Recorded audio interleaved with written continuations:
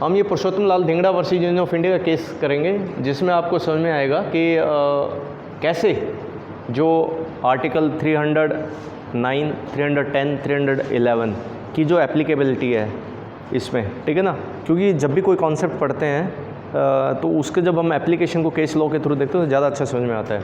इससे पहले मैं आप लोगों को कुछ बात बताना चाहूँगा।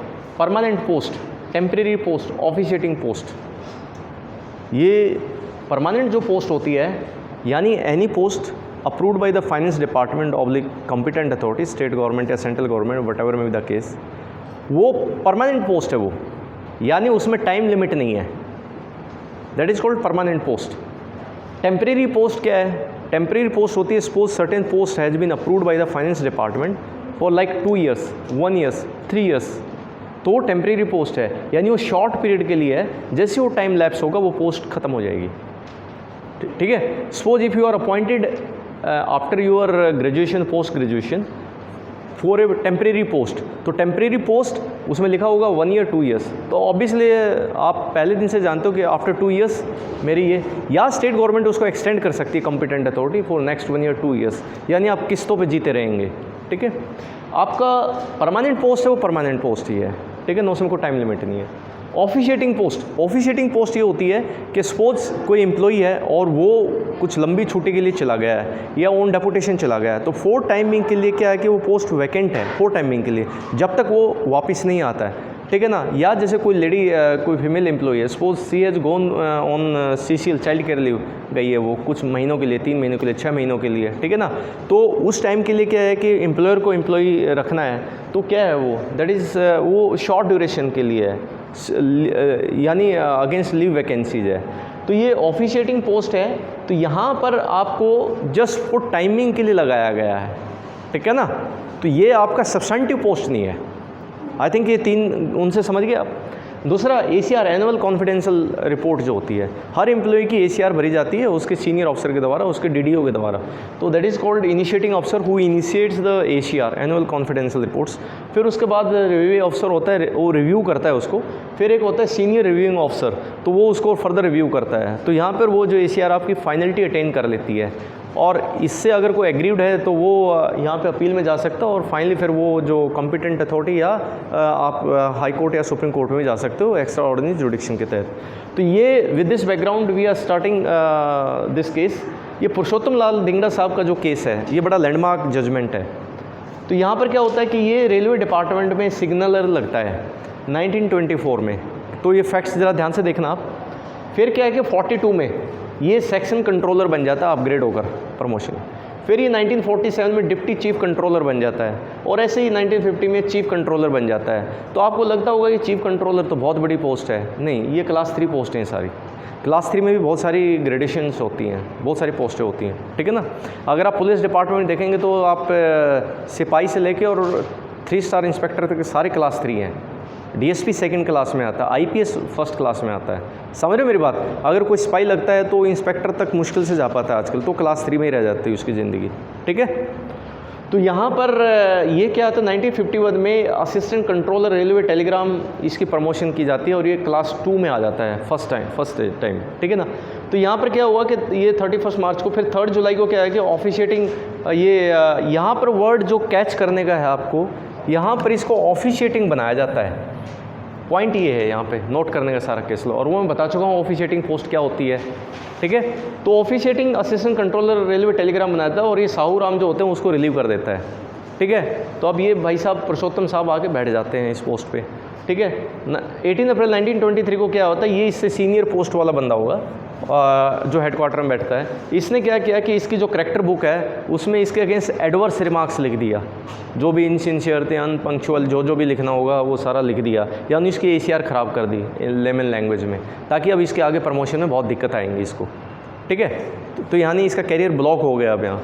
तो ये क्या करता है फिर आगे जो इसमें 25 मई 1953 को ये इससे ऊपर होता है एक CSTE ऑफिसर, यानी ये तो इसका जैसे IO हो गया, फिर ये RO हो गया जैसे, तो ये फिर इसे क्या करता है, ये उसकी अप्रूव कर देता है उसके, ठीक है। वो भी फाइंडिंग जनरली क्या होता है कि जो IO ने लिख दिया ना, इनिशिएटिंग ऑफिसर ने, वही आगे अप्रूव करते चले जाते हैं, मोर और लेस। फिर क्या होता है कि हाँ, अगर वो कंसर्न उसके पास जाता है और अपील करता है तो ठीक भी हो जाता है।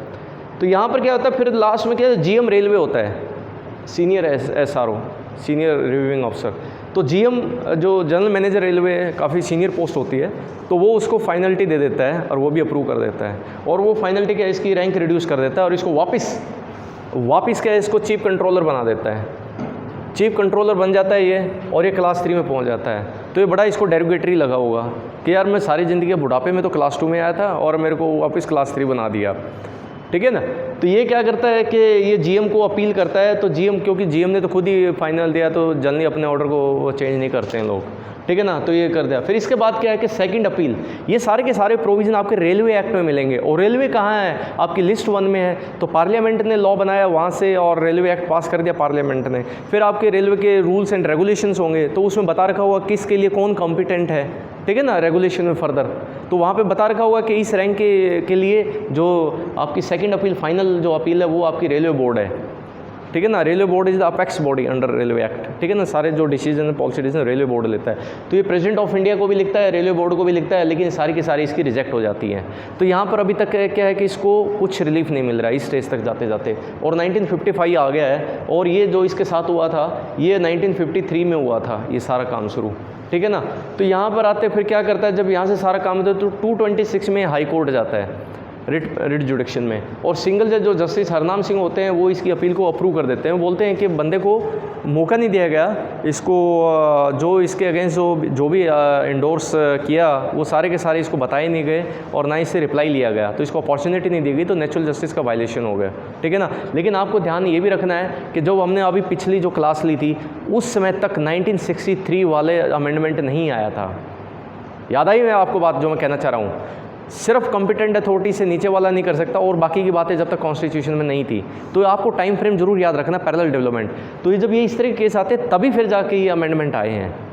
सो मैं बता आपको कि नेचुरल जस्टिस होना चाहिए, ये होना चाहिए, क्योंकि कोर्ट ने उसको अप्रूवल दे दी, ठीक है ना। तो फिर कोर्ट केसेस करने डलने शुरू हो जाएंगे। तो बेटर है कि आप उसको कॉन्स्टिट्यूशन में अमेंडमेंट करके डाल दो नेचुरल जस्टिस। तो ये डाल दिया। फिर ये क्या हुआ कि जब पुरुषोत्तम नाथ की जो ये पुरुषोत्तम लाल धिंगड़ा की सिंगल जज ने, जस्टिस हरनाम सिंह ने अपील अप्रूव कर दी, तो फिर क्या है कि रेलवे उसके अगेंस्ट अपील में जाता है डिवीजनल बेंच, 2 जज की बेंच के पास। और जो डिवीजनल बेंच है वो रेलवे के फेवर में दे देता है डिसीजन, वो सेट असाइड कर देता है सिंगल जज के, कि बोला नहीं नहीं नहीं नहीं, इसमें कोई ज़रूरत नहीं थी, कोई नेचुरल जस्टिस का वायलेशन नहीं है, अरे ये वो, ठीक है। तो अब यहाँ पर क्या हुआ कि अब पुरुषोत्तम सिंह हार गए। तो पुरुषोत्तम सिंह को क्या हुआ, फिर वो सुप्रीम कोर्ट में जाते हैं। अल्टीमेटली जो शांति मिलती है वो सुप्रीम कोर्ट में ही जाके मिलती है लिटिगेंट्स को, क्योंकि एक पार्टी तो हारेगी, एक जीतेगी। तो जो हारेगी वो आ जाएगी, दूसरा उसमें हार गया तो फिर वो ऊपर जाएगा। अब सुप्रीम कोर्ट के बाद तो कुछ है नहीं फिर। और सुप्रीम कोर्ट में भी आपको पता है कि भाई वो SLP जाएगा, या फिर आपके पास जो ऑर्डिनरी अपील जो मैकेनिज़्म है वो उसमें जाएगा, 132 या 133 जो है, तो उसमें जाएगा। और फिर उसके बाद फिर वो रिव्यू में भी जा सकता है, ठीक है ना। तो सुप्रीम कोर्ट ने क्या किया, प्रोटेक्शन ऑफ, सुप्रीम कोर्ट ने क्या देखा इस केस में, तो सुप्रीम कोर्ट का जो पूरा जजमेंट है वो इसी चीज़ पे है कि ये जो इसको कोई पनिशमेंट नहीं मिली है, इसकी कोई रैंक रिड्यूस नहीं हुई है, इसको कोई फाइनेंशियल लॉस नहीं हुआ है। भैया ये तो जो था, ये तो ऑफिशिएटिंग पोस्ट थी, ये जो था ये ऑफिशिएटिंग बनाया गया था। तो ऑफिशिएटिंग में इसको कोई अगर दोबारा से इसको बना दिया चीफ कंट्रोलर, तो उसको कोई फाइनेंशियल लॉस नहीं हुआ है, वही सैलरी इसको तब मिल रही थी वही अब मिल रही है, ठीक है ना। तो हालांकि इसमें एक जो माइनॉरिटी में जो जजमेंट आया था ना, इवन हाई कोर्ट में भी, तो वो उन्होंने कहा था कि नहीं ये गलत है, इसके साथ ये पनिशमेंट मानी जानी चाहिए।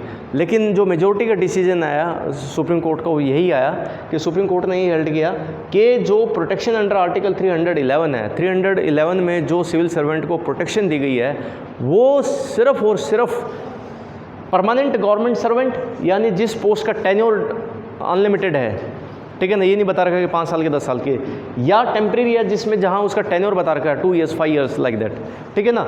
लेकिन इन दोनों कैपेसिटी में अगर हो फिर तो ठीक है। तो ये जो ऑफिशिएटिंग पोस्ट थी, ये जो थी असिस्टेंट कंट्रोलर रेलवे जो ऑफिशिएटिंग पोस्ट थी, तो ये इसके ऊपर 311 का जो प्रोटेक्शन है वो अवेलेबल नहीं है, इसलिए इसको कोई नुकसान नहीं माना जाएगा इसका। और ये इसकी जो पेटिशन थी जो ये अपील में गया था वो रिजेक्ट कर दी सुप्रीम कोर्ट ने।